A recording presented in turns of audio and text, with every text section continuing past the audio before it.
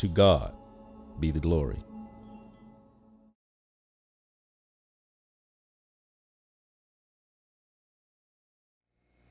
Yom Tov Talmudim. Welcome back, students. Good day, and we'll continue with our study of Biblical Hebrew.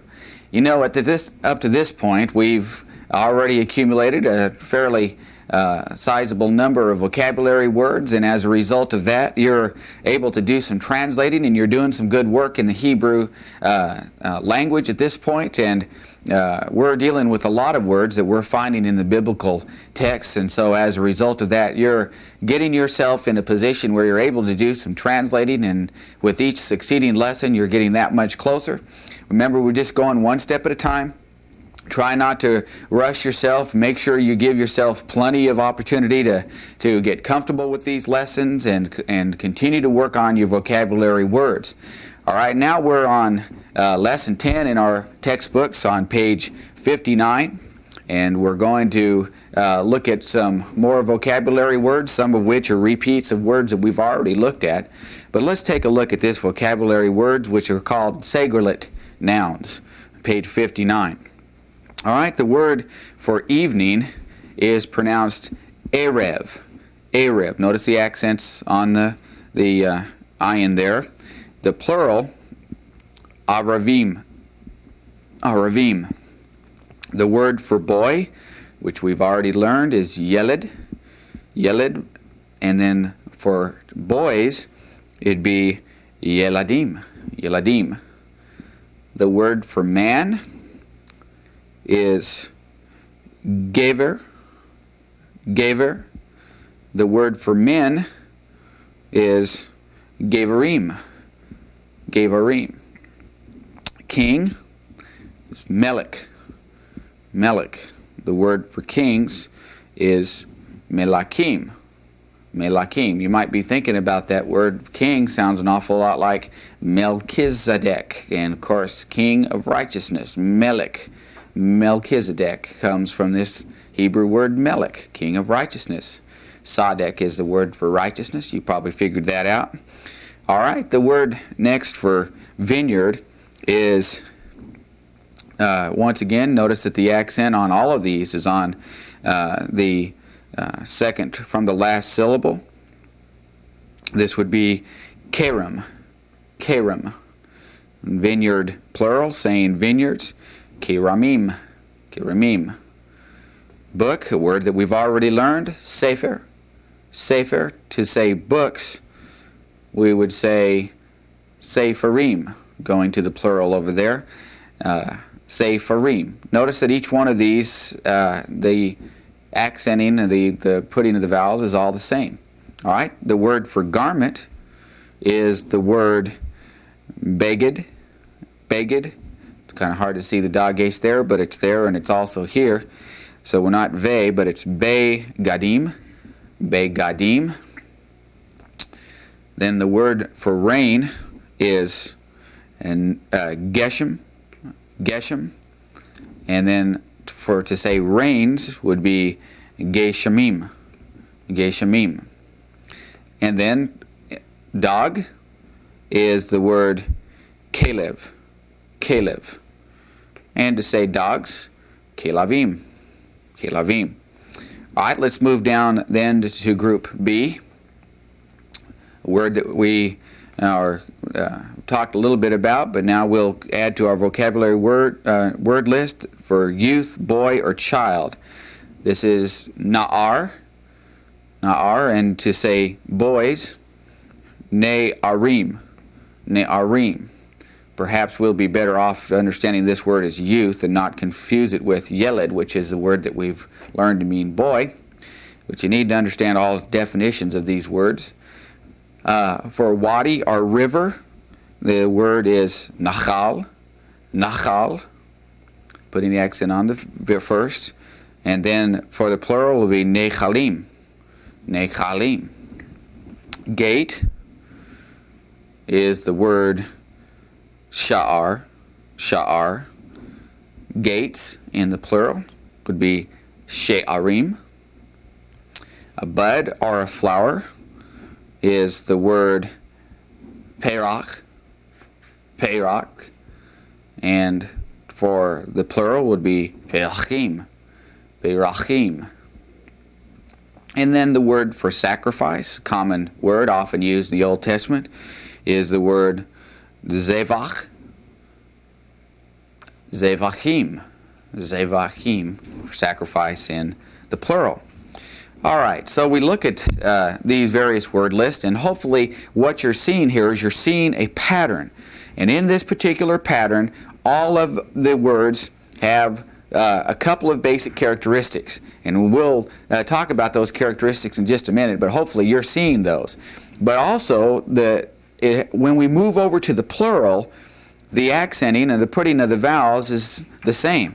All right, let's continue with this list and talk about some of the words that occur in the feminine that are also called this segulit nouns. Of course, we understand the vowel segol. So let's look at these next words. In the feminine, we got nephesh, meaning soul or life. And in the plural, we got nefashot, nefashot. The word for land, which we've already learned, is the word eretz, eretz. To say lands, the feminine, which we want to do since it's a feminine word, it'd be eratzot, eratzot. And then the word for door, which we've already talked about daylight. Remember daylight, you open the door and you have daylight. Delit, delit. And the word for doors, delatot, delatot. All right, now let's go down and learn some of the personal pronouns. These are very, very important. Obviously, when you go to biblical study, you're going to have the text filled with personal pronouns, and so these are very important that you learn. All right, let's look at the singular first, the word for I. You have two of those. The more common is the first one, which is ani, ani. And then anoki, anoki is another one, but it's a little bit less common. Nevertheless, it does occur. And then if we wanted to say we in the plural, this is what you're looking at right here, and that'd be anachnu, anachnu. Now you'll understand that the noon and then the shuruk ending is common for when we're saying we or us in Hebrew. All right, the word for thou or you in the masculine singular is the word atah, atah. All right, if we wanted to say you masculine plural, atem, atem. And then we wanted to say thou or you feminine. We're talking to or about a woman here. The singular personal pronoun would be at, at. And the feminine plural, if we're talking about or to a group of women, we translated you feminine, that'd be aten, aten. All right, and then here's kind of a funny thing in Hebrew. He in the masculine singular is in Hebrew who, who. And then the he or they masculine plurals, meaning they, talking to about a group of men, is hem, hem, like the hem of a garment.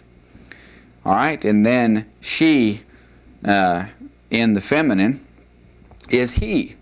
Now look at that for just a minute. Who is he and he is she.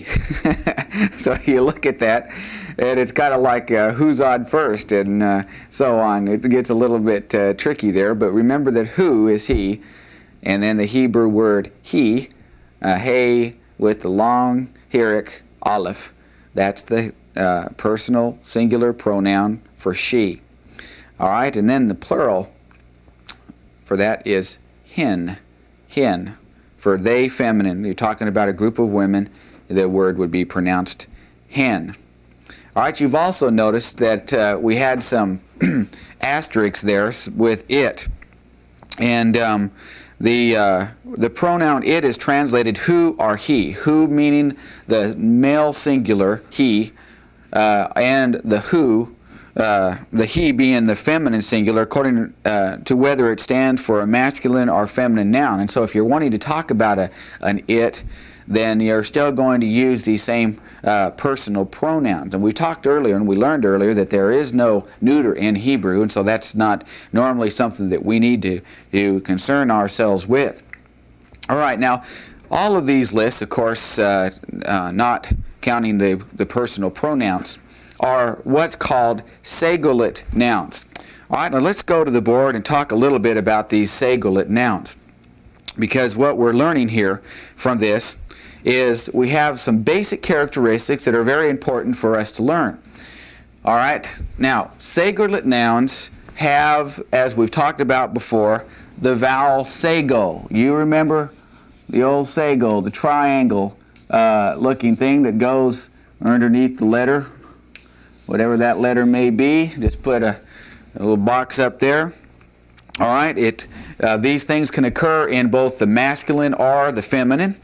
And what our book teaches us is the first syllable is accented and the second has the vowel segol. All right, so how do you identify a segolate noun? The first syllable is accented, the second vowel has a segol, and that's what we're calling this segolate nouns. However, when the second or third letter of the segolate noun is a guttural, the second syllable is pointed with a potok instead of a segol. We've already learned that the guttural is one that likes to have the potok. If it's going to have a vowel, it's going to have a preference to the potok, and that's one of the peculiarities of the guttural, all right, rather than any other vowel. Now, the book asks us a question. It says, what are some other peculiarities of the gutturals? And let's see if you can recall some of those other peculiarities of the gutturals. One peculiarity is that the definite article takes the comets instead of the potok, with the gutturals aleph and ayin, and also resh, the letter resh, even though that's not a guttural letter. And also the guttural, and the reason for that is because the guttural cannot take the dagesh. Remember, the guttural means weak. It's a weak letter.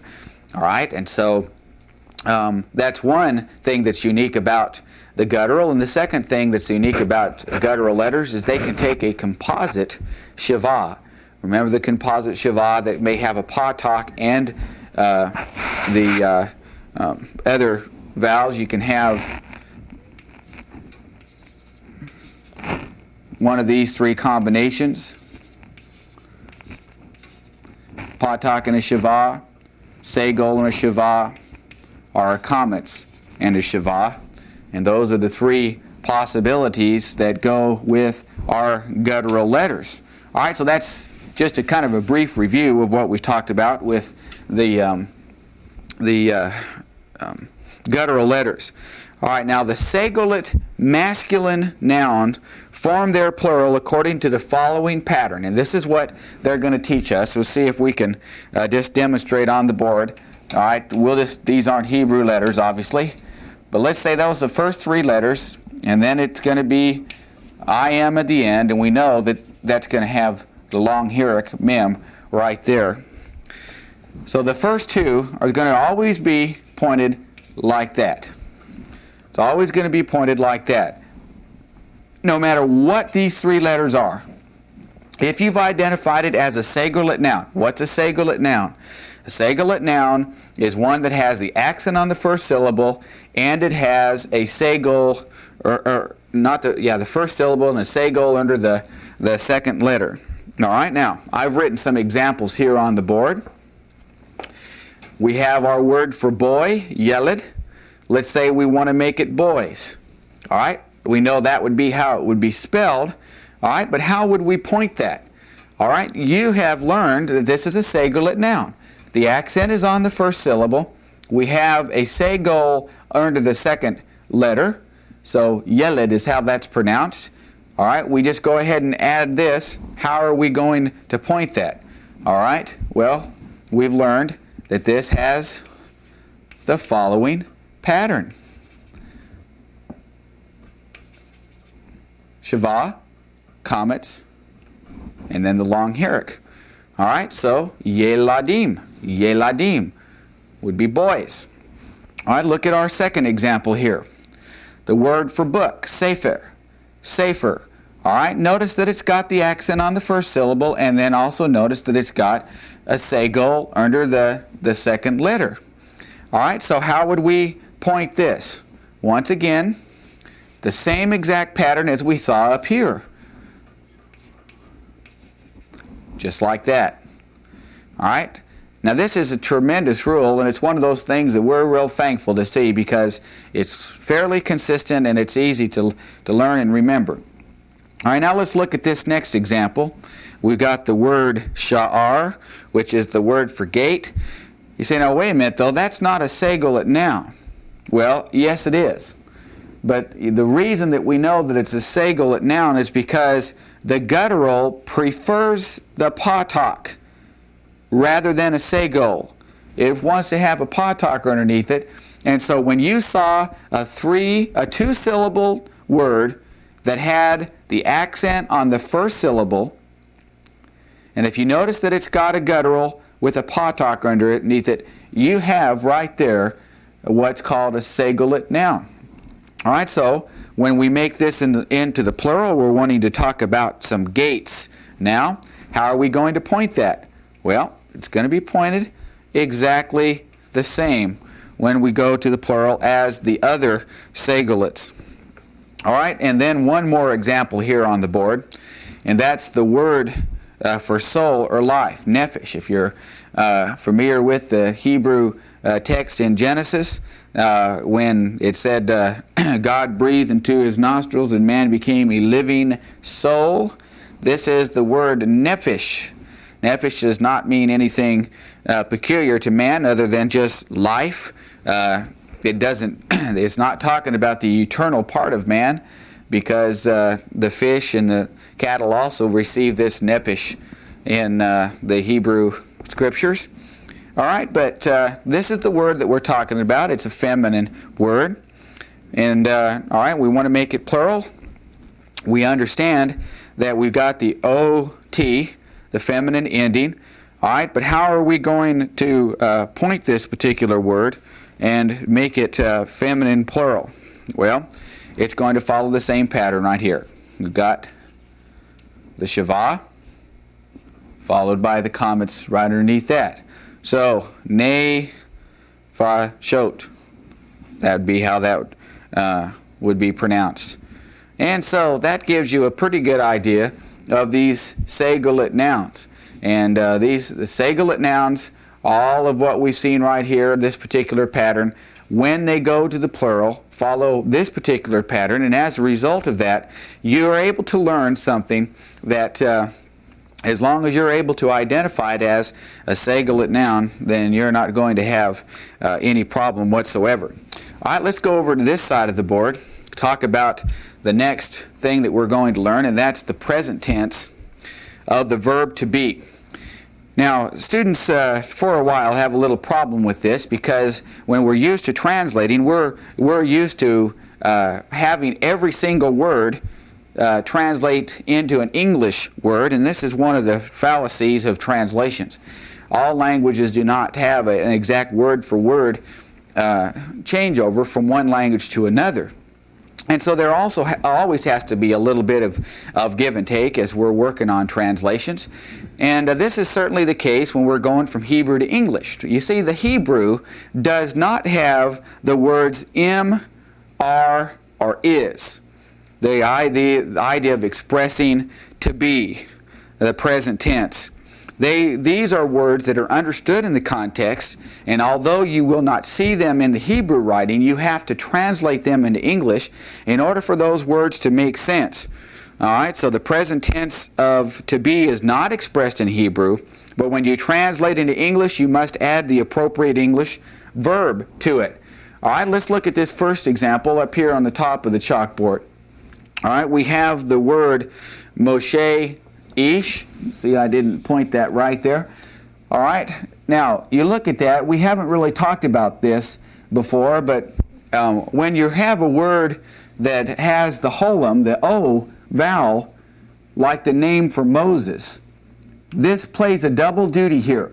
This, you don't put two dots. You just leave the one dot up there on top of the sheen, and it serves, it plays double duty, both to make this an SH and to give this its vowel. M-O-S-H-E. Moshe. And that's how you pronounce Moses' name. All right. Now, if you translate this literally, it says Moses man. And that doesn't make a whole lot of sense, does it? Moses man. But what we have to do when we translate this into English, Moses is a man. Now, the word is and a is not in here, but it has to be supplied in order to translate. Moses is a man. All right, let's go down to this second one. Ani, which is one of our personal pronouns for I. I am the mother. I am the mother. So what we've done here is we supplied the verb am. I am the mother. All right, let's go down to this third one. You, the father, is literally what that would say, but we need to make it make sense in English. You are the father. So, ata, ha'av, you are the father. All right, and then this next one. Ata ha'ish. Once again, this says, thou art or are the man. Now with these last three here, this one here, this one here, and this one here, these three right here, the personal pronoun has come first before the noun. And in Hebrew, this is emphatic. I am the mother. You know, thou art the man, and so on. You are the father. And so whenever you have the personal pronoun that precedes that, it's trying to be emphatic. Just like the prophet said to David, thou art the man. Ata, you, thou art the man. And that's what's significant about that. All right, now, let's look at these examples over here on the board. You've got Hamelech Zaken. Now, this, from what we've just learned, is translated the king, namely, or excuse me, the king is old. The king is old is the way you would translate that. So you have to add the English word is for this to make sense. The king is old. But notice a slight difference on this one right below here. This has a definite article. This has the definite article. So this would go back to what we've already learned, the king, namely the old one. So this would be translated the old king. The king, namely the old one, the old king. Whereas this one right above it, the king is old. All right, so notice the one small difference between these two is just the fact that this one had the definite article, and so we're talking about the old king because it had that definite article. Okay? Now, also in our books, now that on the bottom or the middle of page 61, we have a biblical word list. And beginning with this lesson is something that's exciting because we'll find a special list of the most frequently used biblical words in these lessons. The words that are given here in the book are those that occur in the Hebrew Bible from 100 all the way to 5,000 times. And so after mastering about 150 to 200 words, you should be able to read and easily understand narrative passages from the Bible without much difficulty. When you have a working vocabulary of approximately 150 words, you'll be surprised how much you can read in the Hebrew Scriptures. This is not the case in Greek or a lot of other languages, but with Hebrew, once you've learned a few words, you can do a lot of translating. So study the biblical word list with the following suggestions in mind. First, read each word aloud 5 times and note its meaning each time. Cover the English column to see if you know the meaning of the Hebrew word. And then cover the Hebrew column and test yourself by giving the Hebrew orally. See if you can pronounce it correctly. And then finally cover the Hebrew column and write the Hebrew corresponding to the English word with vowels. Practice covering it and seeing if you can write that out, remembering what the word means. All right, the first biblical word list that we have, nouns that are occurring 500 to 5,000 times, are simply these words. The word for father is Av. The word for man, Adam, is for man or Adam. And yes, this is the word that we have for the text in Genesis. It's interesting. God calls him Adam, but it means man. The word for ach, brother. And then ish is the word for man. All right, those four words, that wasn't what we were just looking at on the screen, but those are four words that biblical word list that occurs there on page 62 are words that you need to familiarize yourself with.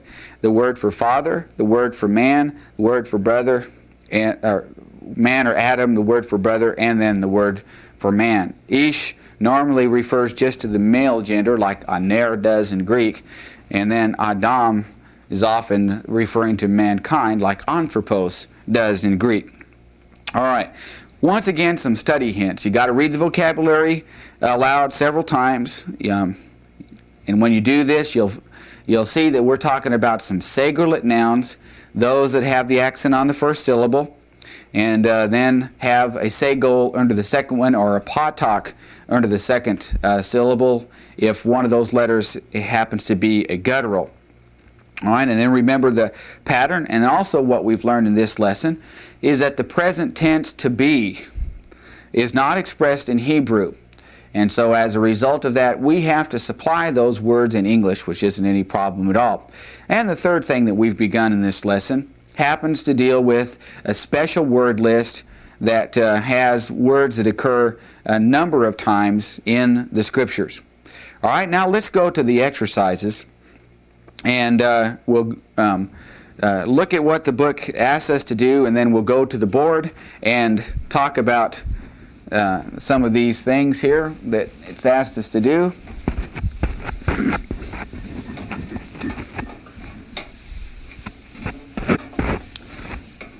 All right, first it tells us to write the plural of the following. We've got the word sefer. All right, let's make the plural. All right, we know that this is a segulate, so it's going to be done just like this, isn't it? All right, so that's the answer to number 1. We'll go down to number 3 as usual. All right, it wants us to write the plural of sha'ar. All right, so we'll go ahead and write our word down, make it plural like that. She'arim. So that's pretty simple. Number 5 wants us to do the plural of menorah. Well, we know that it's a feminine, menorah, because it ended in a comet's hay. All right, so this is going to be pointed just like that. All right. Number 7 wants us to take the word yeled and make it plural. All right, so we'll go ahead and add that, and that'll be just like that. Ladim. And then number 9 wants us to take the word beged, make that plural, so we'll add the I am to that, just like that. Once again, it's a segulate, begadim, begadim. So that's not too difficult. All right, you can see in your book that exercise B says that you need to write the personal pronouns from memory without vowels, and that's something that you need to do on your own. But let's go down to C and look at the various things here, and we'll put that up on the screen where you can see that, and then I'll help you with the translating and the pronunciation of some of these. All right. Number 1, we have ani ha'ish. Ani ha'ish. All right, that means I am the man. All right, number 3. Ha-beged Yafeh. The garment is beautiful. Number 5. Ha-sisa ha-tova. The good mare. Number 7. Eretz Tova. All right, that means good earth, or the not the, but good land, good earth. Number 9, we got Zevach Gadol. This would be a great sacrifice. A great sacrifice. All right, let's go across and look at number 11. We got Geshem Tov. All right, that means a good rain. And since the way I'm skipping it, we're missing all the definite articles, so we'll just do number 12 and number 13 too. We got on number 12, ha-chelev, ha-chatan. This means the small dog. Once again, notice how you've got the definite article with both the noun and the adjective, the dog, namely the small one. All right, that's the way you'd understand that. Number 13, you got Nachal Gadol, a great river. Number 15, you have Na'ar Sa'ir, that is a young child or a young lad. Number 17, Ha-delet, delet. Hal Vinah, we got the white door. And number 19, Ha-melech Ha-Sa'ir, the king, namely the young one, so that'd be translated the young king. All right. It also asks us to do some other things, write in Hebrew, exercise C in the plural, and so you could go back on your own and do all of those same words, writing these same phrases, the I am the man in plural, or something to that effect, what is we are the men, and so on, and practice translating things or changing things over from the singular to the plural. All right, then it also wants us to translate the following into the Hebrew. All right, we'll go back to the chalkboard here.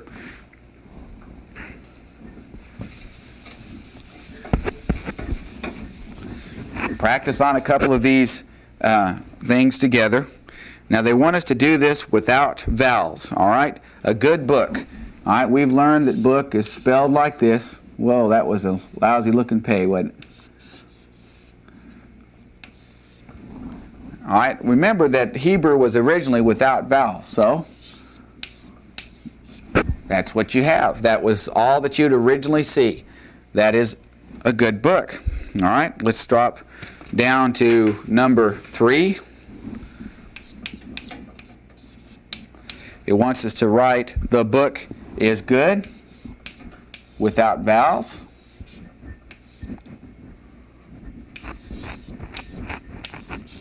All right, that's the way you'd write that. The book is good. Number 5, it wants us to write the good books. So, ha-seferim, make that plural. The books, namely the good ones. Once again, writing these without vowels. Number 7, we want to say the horse is under the tree. The horse is under, that's ta-kat. Horse is under the tree. Just like that. All right, and that gives you a pretty good idea. And let's go back to, we'll not do number 9 because of time, but we'll go back and translate the following into English, going back to the screen here, and demonstrate or we'll practice reading some of these things together, and then also give the translation of the odd ones, and then you can continue to work on these yourself. You might want to stop the tape at this point, go and do all of these yourself, and then turn the tape back on and see if your pronunciation and your translation is the same. All right, let's go first to number 1 on the screen here. We have here Ha-Sha'ar Ha-Gadol. That means the gate, namely the great one, so the great gate would be how that'd be translated. Number 3, Ha-Sha'arim Gedolim. We're saying the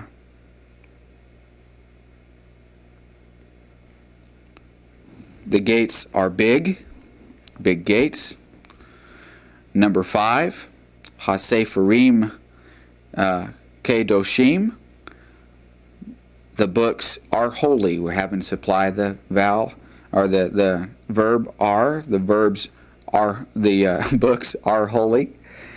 All right, going across here to number 7, Ha-Isha Neviah. This is a word that we learned, but we haven't seen much of. The woman is a prophetess. And then number 9, we have Ha-Nashim Ha-Yafot. We've got the women, namely the beautiful ones, so that'd be translated how? The beautiful women. All right, let's drop down then to the rapid reading. Reading the text from Genesis chapter 5 and verse 1. And once again, we'll go a little slow, and you can hear it and see it and then practice on it yourself.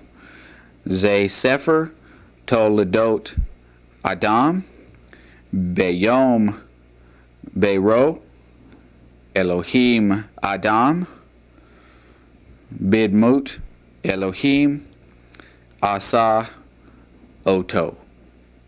All right, that concludes lesson 10 in our study there.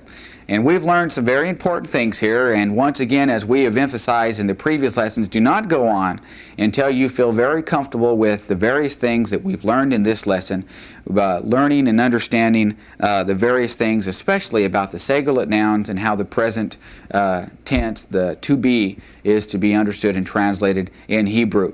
All right, so work on these lessons, and we'll pick up with the next one when you're ready.